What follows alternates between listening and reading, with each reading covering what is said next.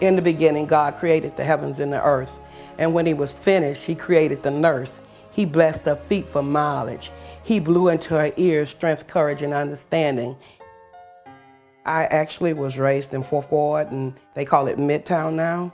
And it was like 3 blocks from Jeff Davis Hospital. And when I was little, I used to walk over to the hospital and watch the nurses. In fact, when I grew up, I actually went over there and applied for a job in social work, and they didn't have a job in social work. And they put me in labor and delivery as a unit clerk, and that was in 1975.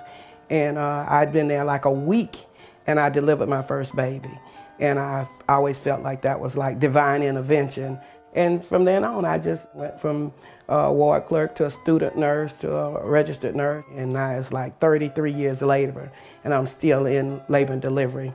She's incredibly bright. She has continued to pursue the love of her life, which has been nursing, and has done it in one place, contributing to a patient population that clearly needs people who are bright, sharp, and talented, and invested in their well-being. What resonated about labor and delivery with me was the actual being a part of a life coming into the world. We delivered some 1,600 babies a month, and it was miraculous. It was continuous. It was a high. And I delivered mostly all the people in my neighborhood. Olinda Johnson has a way of connecting with the patients, making the patients to see her just as another human being, someone who truly cares about their condition. And through her approach to them, they seem to relax and respect her. I think that the best nurse should be at the bedside. I don't feel belittled at all to have a master's degree and take care of patients. I won't feel belittled at all to have my PhD in December, and I'm still going to take care of patients. In fact, I'm going to fight to take care of these patients for as long as I'm here. She not only takes care of patients at the bedside, but the whole community. She volunteers oftentimes for several community projects. And then it helps the other nurses that I work with grow. I work with super nurses, and I find avenues and ways for them to demonstrate their support for various organizations. And it helps us meet the goals of the institution, that we are a community organization.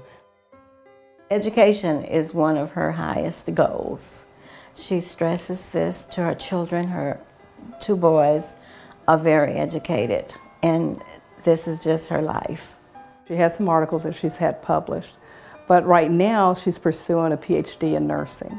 I recognized many, many years ago that I had the gift of gab, so to speak. It was truly a gift to be able to stand in front of an audience of students, of patients, or other people and relay a message in a way that was not above their heads, that they understood, and people always walked away with something from what I had to say. I had an opportunity to see her grow to a more national level. She's began to teach in different states. And that's very exciting to see her expand beyond the hospital district. I have nursing students that are now directors and educators, and people come up to me and say, "Ms. Johnson, I was in your class, and it's because of you I'm where I am today." I've had people stop me in the store and say, "Hey, you were my nurse," and those kind of things stay with you forever. Whether people know that I do it or not, I know that I have impact, but I always attribute the impact to my Christianity.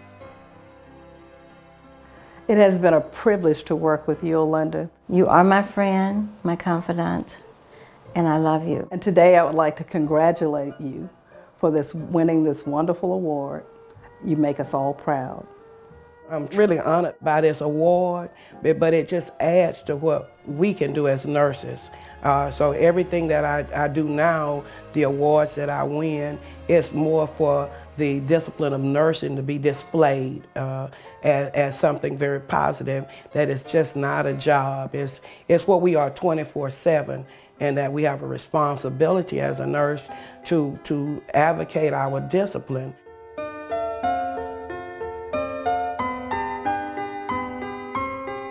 He blessed her body with an arm of wisdom, a mind of love, and a heart. And then when he was finished, he smiled and said, "Well done."